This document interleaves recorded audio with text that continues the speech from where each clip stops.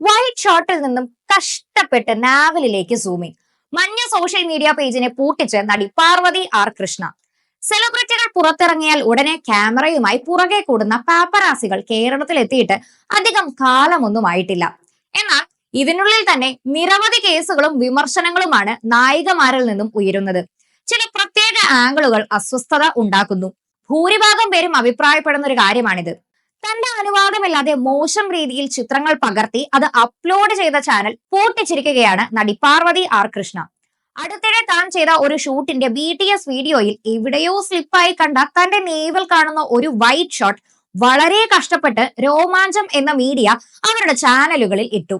താൻ അവരുടെ അക്കൗണ്ട് പൂട്ടിക്കാൻ വേണ്ടുന്ന കാര്യങ്ങളൊക്കെ ചെയ്ത് അവരുടെ ആ അക്കൗണ്ട് ഇന്ന് പൂട്ടിച്ചു എന്നുമാണ് നടി പറയുന്നത്. എന്റെ പേരിലുള്ള വീഡിയോസ് ആവശ്യമില്ലാത്ത മ്യൂസിക്കും ചേർത്ത് പ്രചരിക്കുന്നത് എനിക്കിഷ്ടമല്ല. ആ വീഡിയോ ആരുടെയൊക്കെ അക്കൗണ്ടിൽ വരുന്നുവോ ആ അക്കൗണ്ട് എല്ലാം പോകാനുള്ള പരിപാടി ഞാൻ ചെയ്യും. ആവശ്യമില്ലാതെ കൊഞ്ചാനോ കുഴയാനോ എന്റെ അടുത്ത് വന്നാൽ വായിലുള്ള പച്ചത്തെറി കേൾക്കും.